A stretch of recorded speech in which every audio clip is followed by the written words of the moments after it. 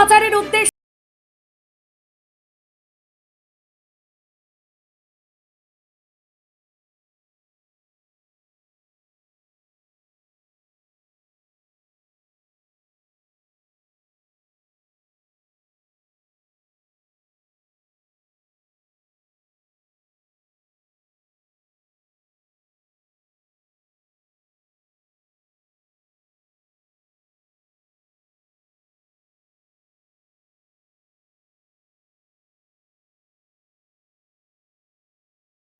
দেখুন কৈচর জামালপুর এগুলোতে তো হাট ছিল, তো এরা হাটের থেকে গরুগুলো কেনে তারপর অল্প অল্প করে পাচার করে। তো আর 27 তারিখে কুরবান আছে, আর সেরকমই এরা গরু পাচার করে গরু নিয়ে যাচ্ছিল। তো আমাদের এই ভাই ধরেছে এবং কাগজ দেখাতে পারেনি, পরিষ্কার কথা, কোনো রকম এদের কাছে কোনো লিগ্যাল কাগজ নেই। এবং যখনই যা কিছু জিজ্ঞেস করা হচ্ছে কোনো উত্তর দিতে পারছে না, খালি বলছে চাষের জন্য গরু নিয়ে যাওয়া হচ্ছে। তাই এদেরকে আটকানো হচ্ছে, গরুগুলোকে জল টল খাওয়ানো হয়েছে এবং এদেরকে পুলিশের কাছে হ্যান্ড ওভার করা হবে।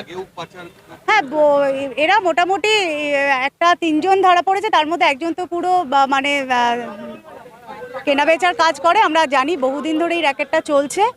এর আগেও অনেকবার আমরা থানাতে জানিয়েছি, থানাতে বলছে না ওদের কাছে কাগজ আছে। আমরা এর আগে বহুবার দেখেছি, ধরেছি, দাঁড় করিয়েছি, কিন্তু পারিনি। তো এরপর আর গরুতে ওদের হাত দিতে দেব না।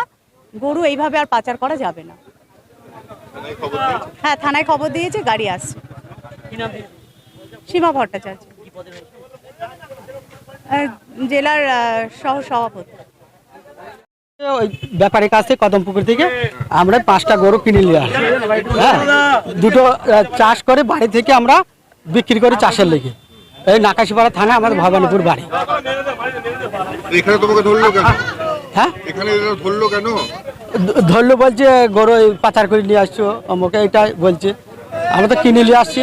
ব্যাপারের কাছে কাগজ কই তোমার? কাগজটা মোবাইলে দেখালো। হ্যাঁ, কাগজ মোবাইল দেখালো। মোবাইলে তো কাগজ অন্য দিনের কাগজ, তো আজকের কাগজ কই? আজকে ব্যাপারে বাড়ি থেকে নিয়ে আসলাম, তো ব্যাপারে বাড়ি থেকে নিয়ে আসলাম আমরা। সে তারা হচ্ছে 2,60,000। কটা? এই 5টা। 2,60,000। হ্যাঁ, এই টাকা কে দিল তোমাকে? আমরা বাড়ি থেকে আমাদের নিজের চাষের টাকা ব্যবসাটা বিক্রি করবে? বিক্রি এখন বাড়িতে রাখবো, চাষের লেগে বিক্রি হবে। চাষেরা আসবে, চাষের লেগে চাষিরা আসবে। না না, জীবনে মাঝে মাঝে অভিযোগ ওঠে তুমি গরু নিয়ে যাও। আমি এই ধার দিয়ে কসম করে বল, কেউ যদি দেখাইতে পারে আমাকে এই ধার দিয়ে। কোন ধার দিয়ে গরু? আমি গরুই এখন আসিনি। আজকে জীবনে হ্যাঁ, প্রথম আসলাম। হ্যাঁ ধরা পড়ে গেলে? হ্যাঁ, এসে দেখে নিয়ে যাচ্ছে। আজকে জীবনে প্রথমেই কাজ হ্যাঁ, করলে? এখানে টাকা ইনভেস্ট ব্যবসা করছো নাকি তুমি? ব্যবসা করবো কেন? আমরা টাকা নিয়েছি বাড়িতে গরু লিগে, চাষিরা বিক্রি করে, চাষিরা কিনে বাড়িতে তুই এই দুটো চাষের লেগে। কোথা থেকে কিনতে? আগে গরুই কিনতে না, চাষি না। কিনতেই না। এই প্রথম তোমার মনে হলো যে হ্যাঁ, কিনে ব্যবসা করবে? না না, ব্যবসা করবো কেন? হ্যাঁ, বাড়িতে রাখবো। বুঝবো, সুজাউদ্দিন, এই নাকাশিপাড়া থানা।